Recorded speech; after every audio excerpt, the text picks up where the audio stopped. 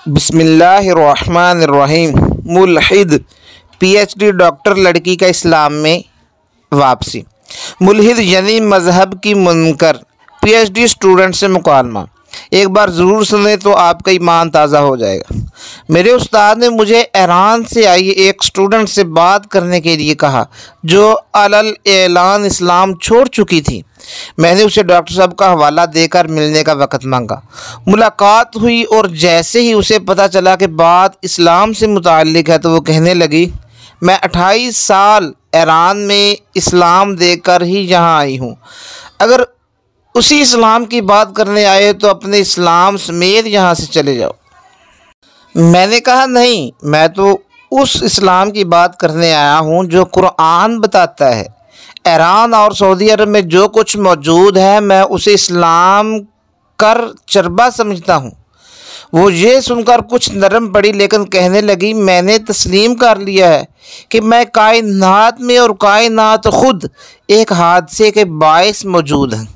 मैंने कहा चलिए हम ये मान लेंगे, लेकिन क्यों ना कायनात और हमारे नफ्स में मौजूद उन निशानियों की बात कर लें जिन पर कुरान गौर करने को कहता है। फिर अल्लाह ना मिला तो तुम अकेली क्यों, इस्लाम से निकलो, इकट्ठे ही चलेंगे। वो मान गई। मैंने उसे कहा, तुमने कभी सोचा कुरान में अल्लाह ये क्यों कहता है कि तुम मेरी एक भी नेमत का शुमार नहीं कर सकते?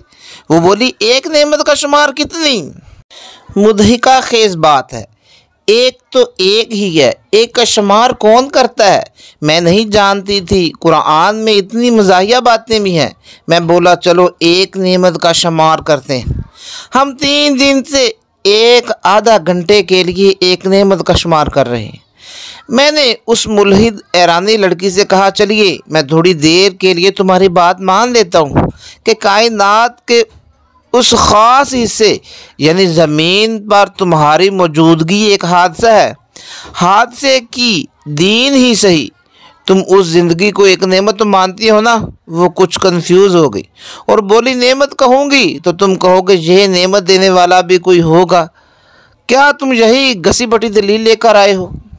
मैंने कहा कि तुम कंक्लूज़न पर छलांग क्यों लगाती हो? तुम भूल गई हम तुम्हारी बात मानकर आगे बढ़ रहे थे कि कायनात और ज़िंदगी एक हादसा है। मेरा सवाल तो बहुत ही सादा है, क्या तुम उस बात पर खुश हो कि इस हादसे के बायस तुम्हें ज़िंदगी मिली? वो बोली, हाँ ये इत्तेफाक बहुत ही हसीन है। मैंने फिर पूछा, गोया ज़िंदगी को तुम बहरहाल नेमत समझती हो? वो कहने लगी, हाँ ज़िंदगी एक नेमत तो ज़रूर है। मैं उसके उस इकरार से खुश हुआ और कहा, चलिए अब इस नेमत को शुमार करते हैं। वो मुस्कुरा कर कहने लगी, यानी अब तुम कुरान की उस बात की तरफ आ रहे हो कि तुम अल्लाह की एक नेमत को भी नहीं गिन सकते। मैंने कहा, क्या तुम्हें खुशी नहीं होगी अगर तुम्हें इसे गिन कर कुरान का दावा झूठा साबित कर दो और तुम्हें मेरी शक्ल में एक ऐसा दोस्त मिल जाए जो इस्लाम छोड़कर तुम्हारा हमनवा हो जाए? उसने मुस्कुराते हुए कहा, चलो फिर गिनते हैं इस नेमत को। मैं बोला, ज़िंदगी एक ऐसी हकीकत है जिसे दुनिया में बरकरार रहने के लिए कई लवाज़मात की ज़रूरत है, जैसे ऑक्सीजन, पौधे और पानी। क्या हमें ज़िंदगी के इन लवाज़मात को ज़िंदगी में ही शुमार नहीं करना होगा? वो बोली, हाँ हम फ़र्ज़ कर लेते हैं कि इन 3 के अलावा 10 ऐसी चीज़ें और हैं जो ज़िंदगी के लिए ज़रूरी हैं। ये हो गए 10 लवाज़मात और ये लो गिन ली एक नेमत। अब कुरान के दावे का क्या करें जो कहता है तुम एक नेमत नहीं गिन सकते? मैंने कहा, तुम फिर कल कंक्लूज़न पर जंप कर रही हो। अभी तो मुझे पानी के बारे में बात करनी है, उसके बाद सैकड़ों दूसरे लवाज़मात के बारे में जो मेरे इल्म में है। वो हंस कर बोली, यानी हमारी बात अगले कई दिन चलेगी। मैंने कहा, कई साल भी मुकालमा जारी रहा तो क्या फ़र्क पड़ता है? हम अपने यहाँ मौजूद होने की वजह ही तो ढूंढ रहे हैं। वो बोली, चलो फिर पानी की बात करो। मैंने कहा, ठीक है, अब 20 मिनट मैं बोलता जाऊंगा, तुम सुनती जाना। जो सवाल हो अपने नोट्स में लिखती रहो, आखिर में पूछना। उसने सर हिलाते हुए अपनी नोटबुक खोल ली और एक पेज पर बड़ी सी हेडिंग मजहबी फजूलियात लिखकर उस हेडिंग के नीचे लाइन लगा दी। फिर मुझे अपने लिखे की तरफ देखते हुए देखा तो झींप कर बोली, मैं शर्मिंदा हूँ, लेकिन मुझे फ़ख्र है मैं बददयानत नहीं, जो दिल में होगा वही कहूँगी। मैंने कहा, शर्मिंदगी की कोई ज़रूरत नहीं, बस दयानत ही चाहिए। मुझे यकीन है मेरी बात पे तुम उसी दयानतदारी से अपने दिल में प्रोसेस करोगी। वो बोली, यकीनन ऐसा ही होगा। अब तुम 20 मिनट बोल सकते हो, मैं दखलंदाज नहीं होंगी। मैंने बोलना शुरू किया, देखिए मोहतरमा, ज़िंदगी जो एक नेमत है कि हज़ारों लाखों या शायद करोड़ों लवाजमात में से एक अहम चीज़ पानी है। अब ये तो साइंस बता चुकी कि ज़मीन जब बनी उसमें बाहर से जितना पानी आया था उसके बाद नहीं आया। कुरान भी ये बताता है कि पानी बाहर से ही ज़मीन पर आया था। लेकिन इस नुक्ते पर फिर बात करेंगे, इसे अपने नोटिस में लिख लें और गौर करें। जब हादसे से दुनिया बन गई और मज़ीद पानी भी नहीं आया तो फिर ज़मीन पर पानी ख़त्म क्यों नहीं हुआ? उसकी वजह मुबैना हादसे ही ज़मीन के गिर्द बनने वाली वो ओजोन की तह है, जो ना सिर्फ सूरज से निकलने वाली मोहलक रेडिएशन को ज़मीन पर पहुँच कर ज़िंदगी ख़त्म करने से रोक लेती है, बल्कि उस पानी को भी एक हद से ऊपर नहीं निकलने देती, जो समंदरों से भाप बनकर बाहर ज़ाया हो जाता है। अगर ये ओजोन की तह ना होती तो ज़मीन का पानी ख़त्म हो जाता। बात यही ख़त्म नहीं हुई जब ये पानी जो कि खारा और पीने या खुश्की के पौधों के काबिल ना था ऊपर जाता है तो वहाँ बिजलियाँ कड़कने से उसमें नाइट्रोजन भी शामिल हो जाती है, जो पौधों के लिए ज़रूरी है, और बारिश के ज़रिए नीचे आते हुए उसका खारापन भी जाता रहता है। कैसा खूबसूरत हादसा था कि उसने उन बारीकियों का भी ख्याल रखा। अभी बात ख़त्म नहीं हुई, क्योंकि पानी खुश्की का 2/3 से भी ज़्यादा है, इसलिए समुद्रों से भाप बनकर उड़ने वाला पानी उतना ज़्यादा होता है कि अगर ये सारा नीचे आ जाए तो ज़मीन डूब जाए। हादसे ने इस बात का भी ख्याल रखा कि चंद फीसद भाप बारिश की शक्ल में बंजर ज़मीन से राब क्या करे और बाकी भाप ऊपर साफ होकर बर्फ़ की शक्ल में नीचे आ जाए, उसमें से भी कुछ पिघल जाया करे, बाकी ग्लेशियर की सूरत महफूज हो जाए और उन दोनों दिनों में भी आहिस्ता आहिस्ता पिघल कर ज़िंदगी को फिल्टर्ड पानी देती रहे जब बारिशें ना हो। जहन में यह सवाल उठेगा कि समंदर का पानी खारा ही क्यों है? यही साफ होता तो ज़िंदगी की हिफाजत के लिए बाकी हादसों की ज़रूरत ही ना पड़ती। देखिए, अगर समंदर का पानी खारा ना होता तो वो भी आबी मखलूक़ात ही ना होती जो सिर्फ खारे पानी में ज़िंदा रह सकती हैं, और उनकी ज़िंदगी इंसानों समेत ज़िंदगी की दीगर शक्लों के लिए बहुत ज़रूरी थी। अब हादसे का एक और करिश्मा देखिए कि समंदर में मौजूद ज़िंदगी की हिफाजत के लिए हादसे पर हादसा ये हुआ कि पानी जो ज़मीन पर हादसाती तौर पर आया था कि यह खसूसियत है कि वो जमे तो नीचे की बजाय ऊपर आता है, यानी ऊपर से जो पानी बर्फ़ की शक्ल में ग्लेशियर्स बनकर खुश्की पर रहा वो तो ज़िंदगी बचा ही रहा है, जो बाकी बर्फ़ समंदर पर गिरी वो डूबने या नीचे जाने की बजाय पानी की सतह पर ही रहती है।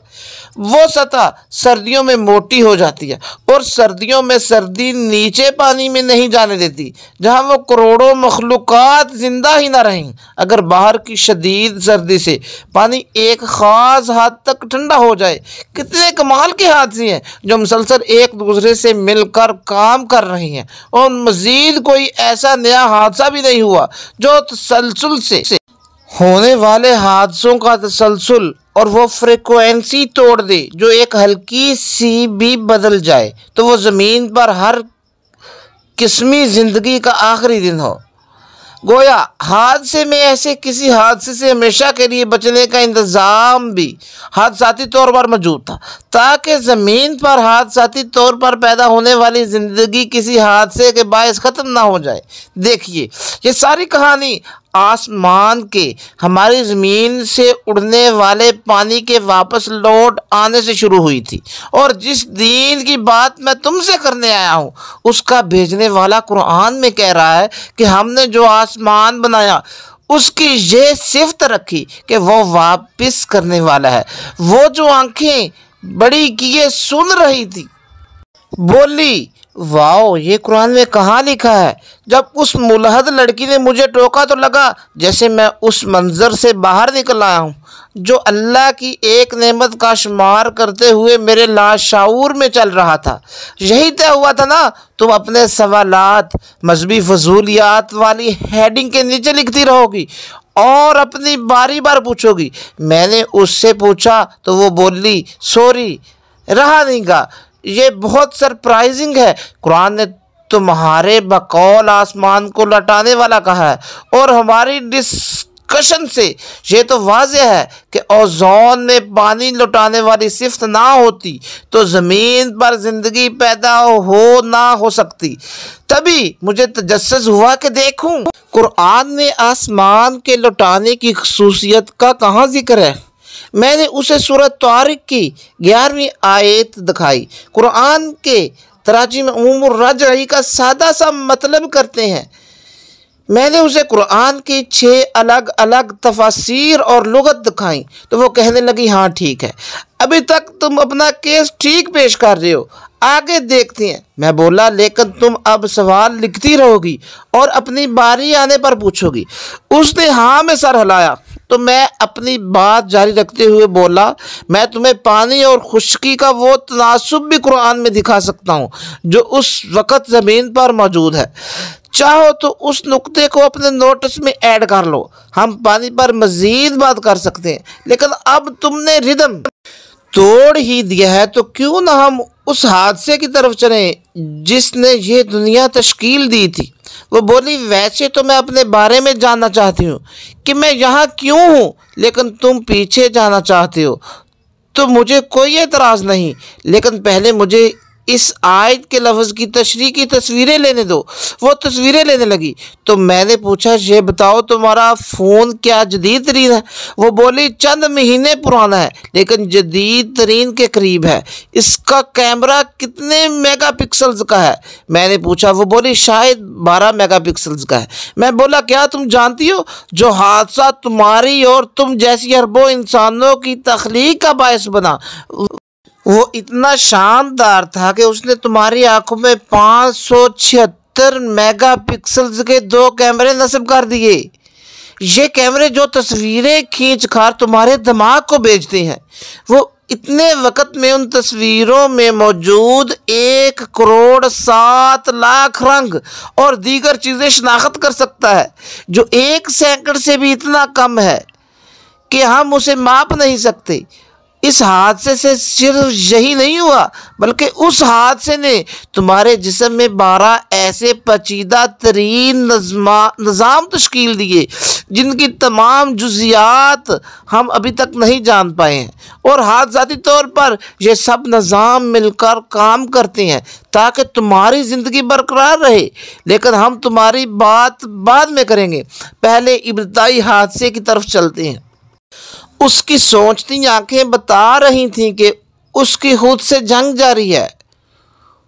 हो हाँ किए बगैर वो मेरी तरफ देखती रही। मैंने बात जारी रखते हुए कहा क्या साइंस मालूम कर चुकी है कि कायनात की लंबाई चौड़ाई कितनी है। वो बोली ये मुमकिन नहीं है। मैंने कहा मैं जानता हूँ क्योंकि साइंस अब कहती है कि कायनात मुसलसल फैल रही है।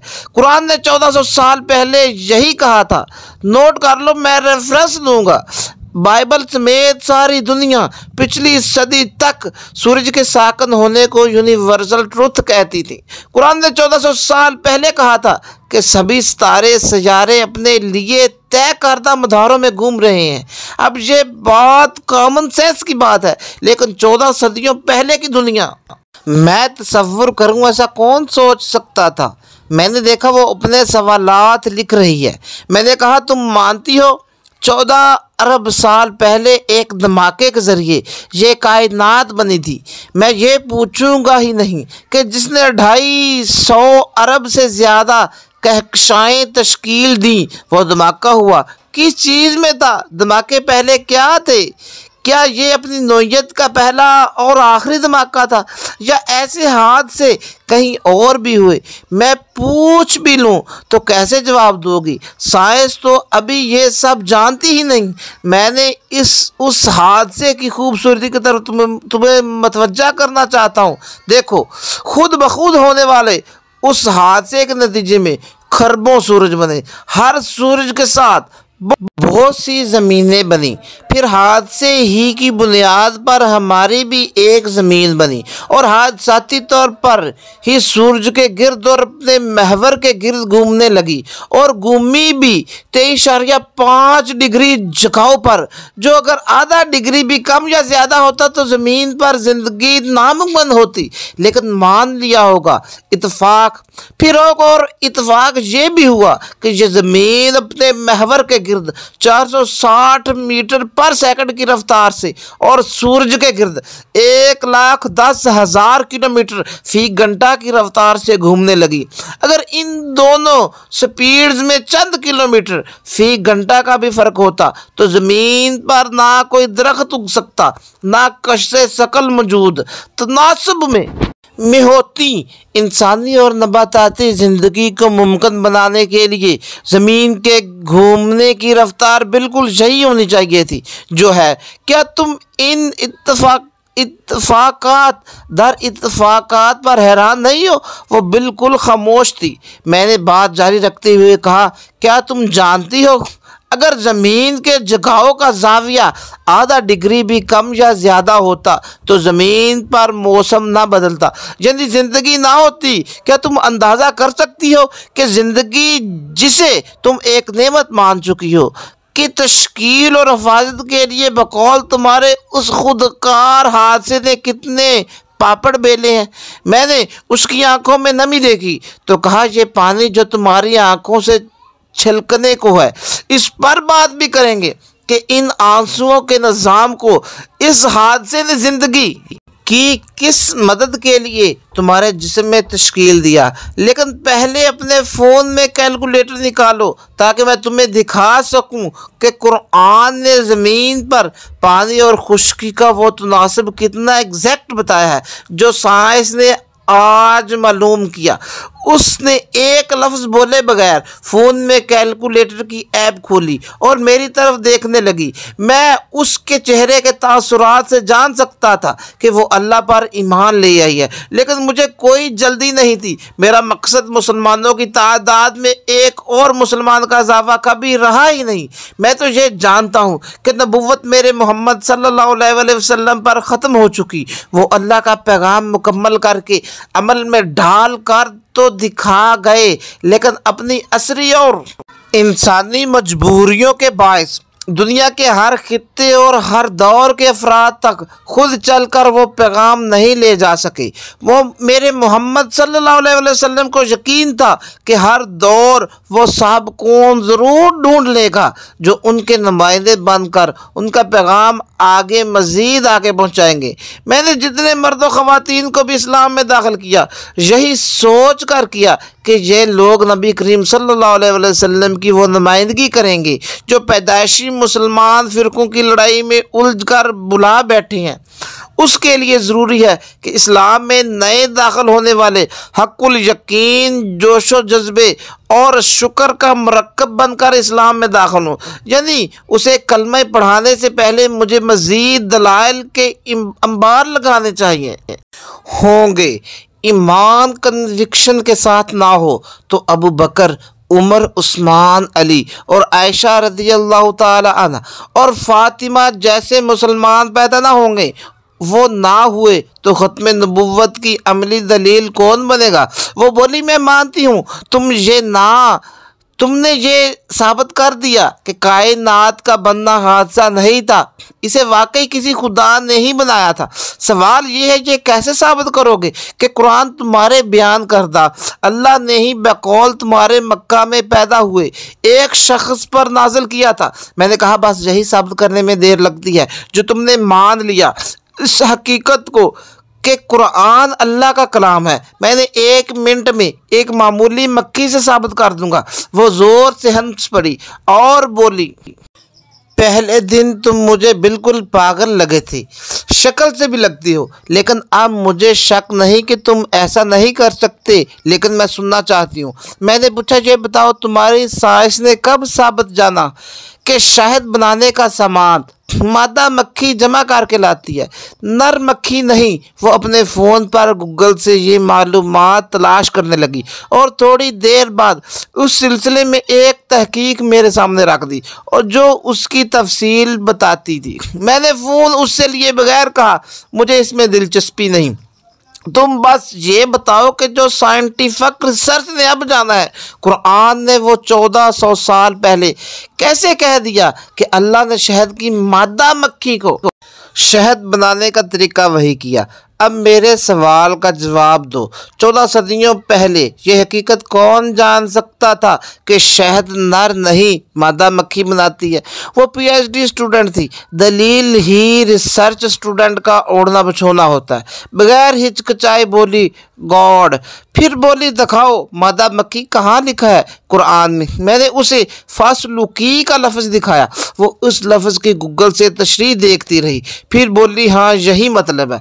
मगरिब का वक़्त था। मैंने कहा, चलो मस्जिद चलते हैं। वो बोली, हाँ, एक लम्हा ज़ाया किए बगैर। मैंने कॉल करके उन प्रोफेसर साहब को भी मस्जिद आने के लिए कहा जिन्होंने मुझे उस लड़की से मिलने का कहा था। अब वो दोबारा मुसलमानों की साफ में आ गई और मुसलमान हो गई।